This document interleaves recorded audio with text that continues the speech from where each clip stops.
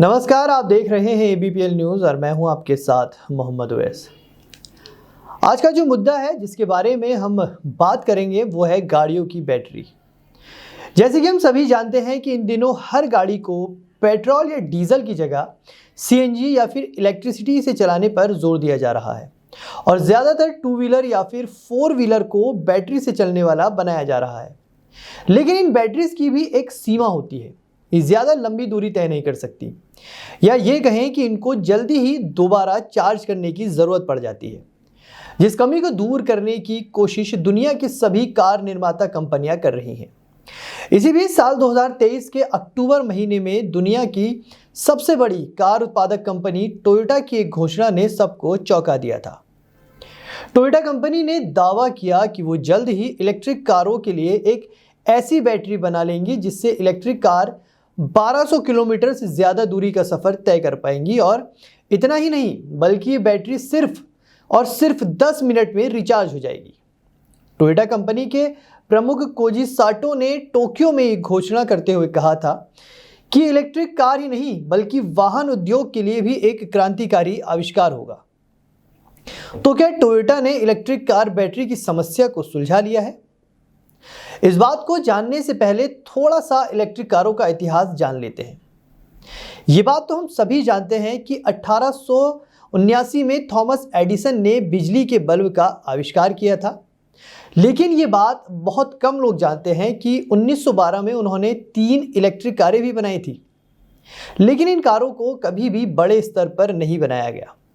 अगर इन 3 गाड़ियों के नमूने औद्योगिक उत्पादन के स्तर तक पहुंच जाते तो शायद दुनिया में वाहन उद्योग का रूप कुछ और ही होता। आपको शायद मालूम हो या ना हो, लेकिन गाड़ियों में 2 तरह की बैटरियां इस्तेमाल होती है। गाड़ियों को स्टार्ट करने और उनकी लाइटों के लिए कई दशकों से एसिड और लेड यानी सीसे की बैटरियों का इस्तेमाल हो रहा है, जबकि गाड़ी को चलाने के लिए लिथियम आयन बैटरी का इस्तेमाल होता है। बैटरी पर चलने वाली गाड़ियों की शुरुआत 1990 के दशक में हुई थी और टोयोटा की प्रियस पहली हाइब्रिड कार थी जो 1997 में बाजार में आई।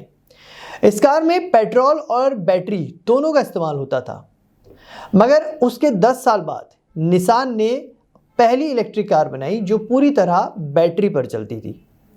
पेट्रोल और डीजल की जगह लिथियम आयन बैटरी पर चलने वाली गाड़ियां बनाने का सबसे बड़ा फायदा यह है कि इससे पर्यावरण को कम नुकसान होता है, मगर पेट्रोल या डीजल पर चलने वाली गाड़ियां काफ़ी दूर तक जा सकती हैं, जबकि उतना ही फासला तय करने के लिए लिथियम की बैटरी को 1 से ज़्यादा बार चार्ज करना पड़ता है।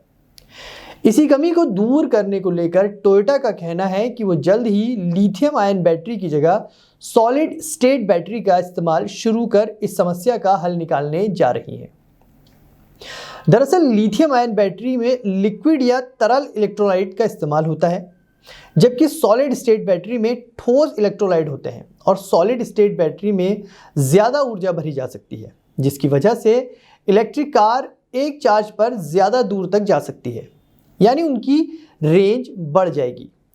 दूसरा फ़ायदा ये है कि उन्हें कम समय में चार्ज किया जा सकता है, और तीसरा फ़ायदा ये है कि लिथियम आयन बैटरी की तुलना में ज़्यादा सुरक्षित होती है। इन फायदों की वजह से इलेक्ट्रिक वाहनों के बाजार में क्रांतिकारी बदलाव आ सकता है। सॉलिड स्टेट बैटरी का एक फ़ायदा और है। दरअसल ये माना जाता है कि लिथियम आयन बैटरी में लिक्विड इलेक्ट्रोलाइट होते हैं, जिसके ज़्यादा गर्म होने पर बैटरी में आग लगने का खतरा हो सकता है। लेकिन solid state battery lithium battery से ज़्यादा गर्मी को बर्दाश्त कर सकती है और उन्हें ठंडा रखने के लिए कम कोशिश करनी पड़ती है।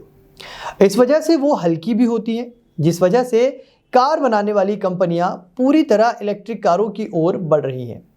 लेकिन टोयोटा की सोच उनसे थोड़ी अलग है। उनकी दलील है कि सिर्फ कार के चलने से होने वाले प्रदूषण को नहीं, बल्कि कार उत्पादन की प्रक्रिया से होने वाले प्रदूषण पर भी वो ध्यान दे रहे हैं। लेकिन ये बैटरी बाजार में कब तक आएगी, इस बारे में अभी साफ तौर पर कुछ कहा नहीं जा सकता। सॉलिड स्टेट बैटरी के बड़े स्तर पर उत्पादन के लिए समय इसलिए लगेगा क्योंकि उनके लिए भारी निवेश ही नहीं बल्कि बड़ी मात्रा में आवश्यक सामग्री भी इकट्ठा करनी होगी। सॉलिड स्टेट बैटरी में लगभग लगभग उन्हीं सभी खनिज सामग्री की ज़रूरत पड़ती है जिसकी ज़रूरत लिथियम बैटरी में होती है। और विशेषज्ञों का मानना है कि कार उद्योग की वजह से इलेक्ट्रिक बैटरियों के उत्पादन के लिए आवश्यक सामग्री की मांग कई गुना बढ़ जाएगी। तो इस बात यह है कि क्या टोयोटा ने इलेक्ट्रिक कार बैटरी की समस्या को सुलझा लिया है? तो इसका जवाब है हाँ।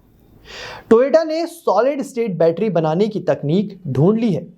इन बैटरियों पर चलने वाली गाड़ी एक बार चार्ज होने पर ज़्यादा दूर तक जाएंगी, मगर समस्या ये है कि इनका इस्तेमाल टोयोटा की इलेक्ट्रिक गाड़ियों में होने में भी कम से कम 4 साल और लगेंगे। वहीं सॉलिड स्टेट बैटरी बनाने के लिए टोयोटा के अलावा कई दूसरी कंपनियां भी काम कर रही हैं। अब देखना यह होगा कि दुनिया के सामने कौन सी कंपनी अपनी सॉलिड स्टेट बैटरी सबसे पहले लेकर आती है। तो इसी तरह की और भी रोचक जानकारियां हम आपके लिए लाते रहेंगे। तब तक आप जुड़े रहिए हमारे साथ और देखते रहिए ABPL न्यूज़।